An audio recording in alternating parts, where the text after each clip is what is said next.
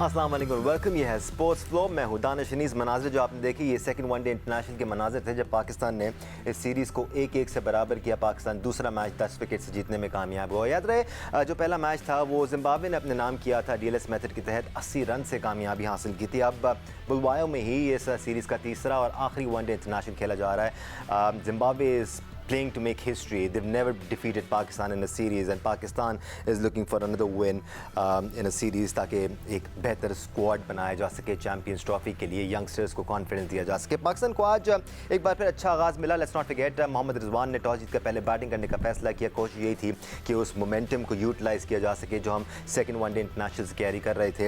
एक विकेट नुकसान पर पाकिस्तान ने अब तक 63 रन बना लिए हैं। 14 ओवर का खेल हो चुका है। साइम अयूब जो काफ़ी जहराना अंदाज में खेल रहे थे, और नॉट दैट जहराना, 37 गेंदों पर 31 रन बनाए थे उन्होंने, but he was starting to look good. इस वक्त अब्दुल्ला शफीक क्रीज से मौजूद है और उनको कामरान गुलाम ज्वाइन कर चुके हैं। एक्सपेरिमेंट के लिए हमारे साथ मौजूद हैं टेस्ट क्रिकेटर पाकिस्तान के साबिक कप्तान राशिद लतीफ़ साहब, टेस्ट क्रिकेटर सिकंदर बख्त ने हमें स्टूडियो में ज्वाइन किया हुआ है, और टेस्ट क्रिकेटर अहमद शहजाद भी हमारे साथ मौजूद है। राशिद लतीफ़ साहब, दूसरा वनडे इंटरनेशनल अच्छा जीते हम, 10 विकेटों से हमने कामयाबी हासिल की, और यहाँ पर टॉस जीतकर पहले बैटिंग करना, उसी मोमेंटम को यूज़ करने वाली बात है। सही डिसीजन रिजवान का?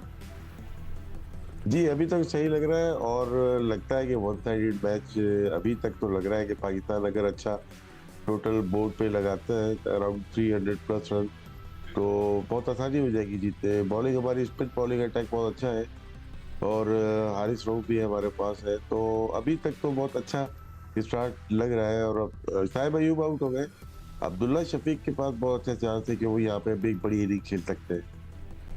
बिल्कुल, और सिकंदर हमें इन प्लेयर्स की तरफ देखना पड़ेगा। अब जिस तरह पिछले मैच में साइम अयूब ने अपनी पहली वनडे सेंचुरी स्कोर की, अब अब्दुल्ला शफीक और साइम अयूब दोनों को ऊपर से ज़्यादा रन्स लगाने हैं। पिछले कुछ सालों में हम देखें तो कुछ मैचेस में हमने इन दोनों को ज़रूर ट्राई आउट किया है, उस कंसिस्टेंसी के साथ शायद ये परफॉर्म नहीं कर पाए हैं जो हम एक्सपेक्ट करते हैं टॉप ऑफ द ऑर्डर। ज़रूरी है हमारे लिए। नहीं, बिल्कुल सही कह रहे हो, उनको कंसिस्टेंट होना पड़ेगा, मगर इस वक्त जो मेरी जो नज़र है वो कामरान गुलाम पे। यार उसको रन्स करने चाहिए, और इसलिए करने चाहिए कि भाई उसका फ्यूचर है आगे की तरफ, हमें मिडिल ऑर्डर को तगड़ा करना है। अब मैं ये देखना चाह रहा हूँ कि चौथे नंबर पे कौन आता है, ठीक है ना। अभी तक तो शायद रिजवानी आते रहे ना, तो मैं तो कह के थक गया हूँ, गले खुश्क हो गए हैं कि जी नीचे के बच्चों को ऊपर भेजो, उनको रन्स करने दो, इरफान को भेजो, तैयब को खिलाया उसको भेजो, उनको खेलने दो। हमने सलमान अली आगा को जानते हैं, is a good cricketer, test cricket में रन्स करता है, वो है, रिजवान है, वो नीचे खेले, इन दो लड़कों को ऊपर जाने दो।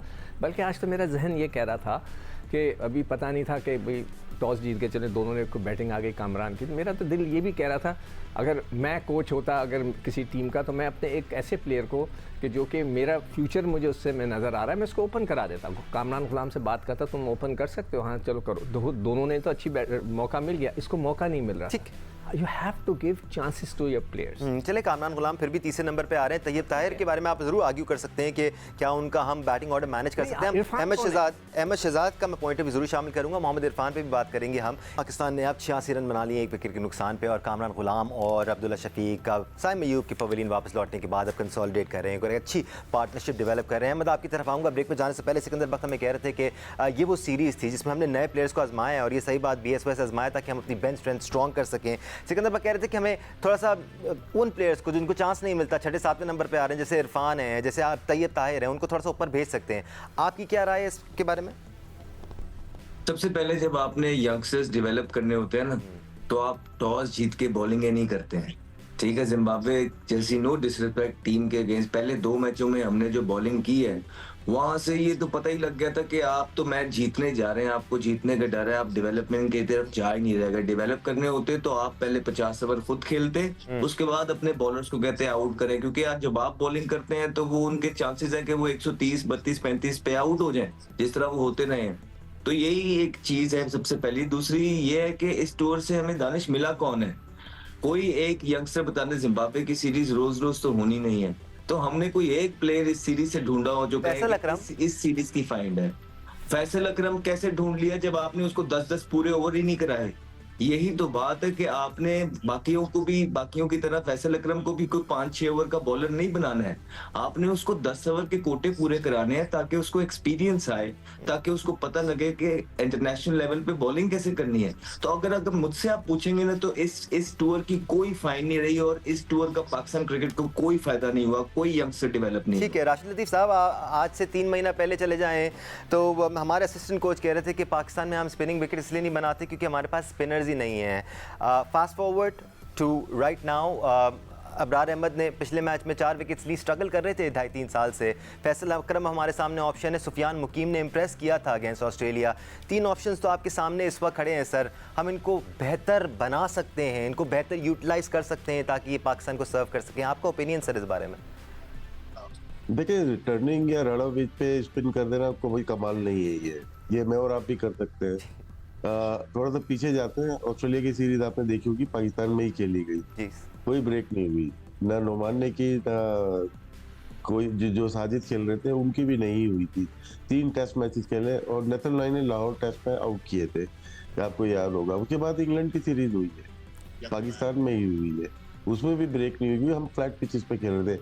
अब रोज रोज रना विकेट नहीं बन सकती। हम जब बाहर जाएंगे खेलना, श्रीलंका में जयसूर्या कैंडी में खेल रहे हैं, कोलंबो में खेल रहे हैं, तो स्क्वायर ब्रेक हो रहा होता है, तो उनकी विकेटों की तादाद बहुत है। अब वनडे में आ जाते हैं, वनडे में हमें जो प्रॉब्लम आ रहा है वो शादाब का भी आया, उसामा का भी, वर्ल्ड कप में सबने देखा। जी। और फील्डर एक दायरे में एक्स्ट्रा आ जाता है, तो जिसकी वजह से एक फील्ड खाली होती है। रियल टेस्ट हमारा ये नहीं है, जिम्बाब्वे के खिलाफ बिल्कुल भी नहीं है। हमें ये आपको एक अपॉर्चुनिटी मिली है प्लेयर्स को ट्राई करने के लिए, ट्राई करने की जगह है, लेकिन जो प्लेयर बनेगा वो साउथ अफ्रीका, ऑस्ट्रेलिया से ही बनते हैं। जैसे सबने बात की, सुफियान मुकीम ने बहुत अच्छी बॉल की है ना वहाँ पे ऑस्ट्रेलिया में, वो लगा क्योंकि वो टीम डिफरेंट है। अब साउथ अफ्रीका में जो यही प्लेयर खेलेंगे, जहाँ स्विंग होगी, मादरत और सीम होगी, हमारे दोनों ओपनर स्ट्रगल करेंगे, मुझे लगता है ऐसा, क्योंकि दोनों फ्रंट फुट पे आके बड़े हार्ड हैंड से बैटिंग करते हैं। स्पिन की जो आपने बात की है, अजहर महमूद का बयान गलत था, लेकिन एक पैराहे में जाके आप देखेंगे तो आपके पास स्पिनर टेस्ट क्रिकेट में नहीं है जो एक जमाने में हुआ करते थे पाकिस्तान के पास। ठीक है सिकंदर, अब वो हम वजूहात में जा सकते हैं कि अब स्पिनर्स क्यों नहीं है, हमने क्या बनाए नहीं है, या हमने उनको यूटिलाइज नहीं किया, लेकिन इस वक्त अगर हम देखें और हम 3 लड़कों की बात करें, अबरार, फैसल अकरम, सुफियान मुकीम, और ज़्यादा आगे पीछे ना जाएं, और भी टैलेंटेड लोग हैं पाकिस्तान में, आपको लगता है कि इनको बेहतर यूटिलाइज किया जा सकता है और ये अच्छे ऑप्शन बन सकते हैं पाकिस्तान के लिए? ये देखो, जो राशिद ने बात की ना, वो जो वक्ती हमने जीत की है, वो जो पंखे लगाकर और हीटर्स लगाकर हमने पिचेस बनाई और उसमें वक्ती तौर पे हमने 2 बॉलर्स ने हमें आउटस्टैंडिंग बॉलिंग करके जिता दिया, वो वक्ती था। वो बिल्कुल सही कह रहा है। स्पिनर की एक क्वालिटी होती है कि वो हर जगह जाके अच्छी करे। शेन वॉन, नेथन लाइन, ये लोग जो है ऑस्ट्रेलिया जैसी विकेटों के ऊपर हर एक को फंसा के रखते हैं, तो वो वाला बॉलर अभी तक हमें नहीं मिला। मगर बहुत अरसा खेल लिए, इतना कॉन्फिडेंस, मगर जो तुम्हारी वाली बात है, आई टोटली एग्री। मैं तो अभी भी ये कह रहा हूँ कि ये फैसल अकरम, मुकीम, इनको सारे मैच देने चाहिए थे यार हमें। We have to produce them, we have to give them a chance, exposure दें उनको, बनाएं, उनको कॉन्फिडेंस दें। और जिस तरह अहमद शहजाद ने बोला, ये हर वक्त सीरीज नहीं मिलेंगी जिम्बाब्वे की, आपने ज़ाया कर दिया है। आई एम वेरी सॉरी, ज़ाया हुई है ये। और वो अजहर महमूद अभी तक हैं, कल वो इंटरव्यू दे रहे थे तो कह रहे थे कि Aamir Jamal is outstanding bowler in Australia. मैं कहा भाई, मेरा दिल कर रहा था कि मैं टीवी के अंदर पकड़ के उनको बोलूँ, हजरत ऑस्ट्रेलिया में तो आपने खिलाया ही नहीं उसे, तो मतलब मैं उनको क्या कहूँ मैं।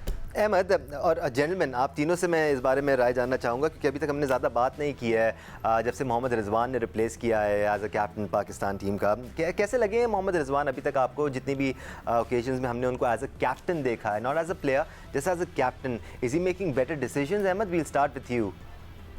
देखिए, जो पास के अंदर चीजें होती रही हैं और पाकिस्तान ने कैप्टन प्रोड्यूस किए हैं अभी रिसेंट पास में, उनसे तो बेहतर है वो अंदर टेक्टिकली, इसमें 2 राय है नहीं। अभी भी बहुत ज्यादा चीजें हैं जो आई थिंक उनको सीखने की जरूरत है और वो होपफुली जल्दी जल्दी सीख जाए।